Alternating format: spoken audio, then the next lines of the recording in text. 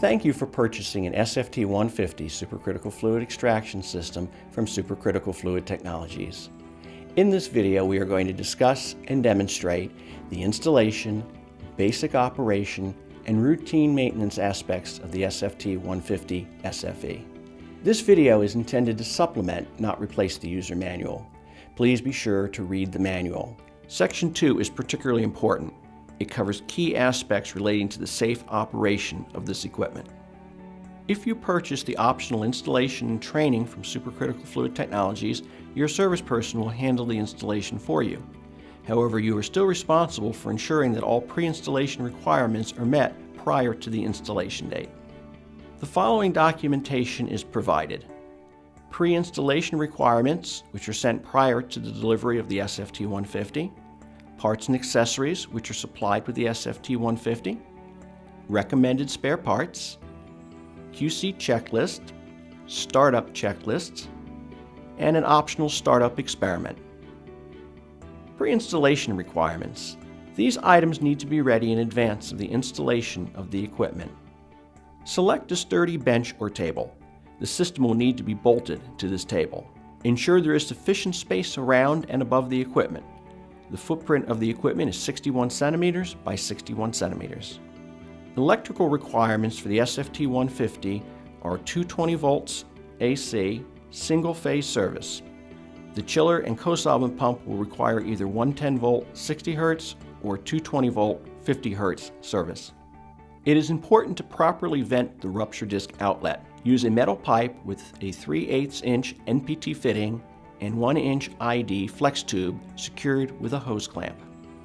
The gas requirements are a bone-dry CO2 tank with a dip tube. For most applications, a food-grade CO2 is adequate. Compressed air requirements are 15 standard cubic feet per minute, regulated to 100 psi. Finally, solvents as required for your applications should be available. Setup of the equipment. The SFT 150 is placed on a sturdy bench and bolted in place.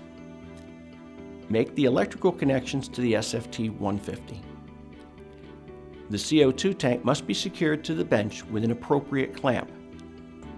Connect the CO2 line to the CO2 tank as shown here. The other end is connected to the CO2 inlet on the back of the SFT 150. Connect the CO2 outlet on the pump drawer to the CO2 inlet in the oven cabinet using the length of 1/8 inch tubing provided. Connect the compressed air lines, pressing the tube firmly into place as demonstrated. Connect the chiller lines. Be certain to connect the chiller outlet to the SFT 150 inlet and the SFT 150 outlet to the chiller inlet. Add coolant, 50% distilled water, 50% ethylene glycol. The co-solvent pump, if purchased, is attached to the back of the SFT 150. Connect the solvent feed line. The pump must be primed prior to use. Now the vessel assembly is installed into the SFT 150 cabinet. Insert and tighten the 4 Allen screws. Now make the connections to the RTD, heater power, CO2 inlet, and CO2 outlet. Ventilation for the rupture disc outlet, located on the top of the SFT 150, must be provided. The extract may be collected in an EPA-style SEPTA vial or container of your choice. If a SEPTA vial is used, it must be vented. If the optional flow meter has been purchased, connect the outlet from the SEPTA vial to the flow meter as shown here. Open the CO2 tank and the CO2 inlet valve, allowing the system to equilibrate to tank pressure. Use Snoop or another leak detector to ensure all connections are tight. Startup and operation. The following steps should be followed to ensure successful startup of the SFT 150. Make sure that all power switches on the SFT 150, chiller, and optional co-solvent pump are turned off. Additionally, the pump air supply and the CO2 supply valves must be in the off positions. Turn on the chiller and ensure that the chiller is set between -5 and 0 degrees Celsius. Wait at least 30 minutes before proceeding to the next step. After 30 minutes, turn on the main power switch to the SFT 150 located near the restrictor assembly. Within a few seconds, the controller's LED panel near the restrictor assembly will display the system's current parameters. These will indicate ambient conditions. Load your sample into the high-pressure vessel as shown. Sample bags are optional but highly recommended. Seal the pressure vessel as shown. Reconnect the CO2 inlet and outlet. Be sure that the static dynamic valve is closed and the restrictor valve is set to low flow. Apply pressure to the system by turning the CO2 valve and then the air supply valve. You should not hear any gases escaping. If you do, go back and leak check the gas connections.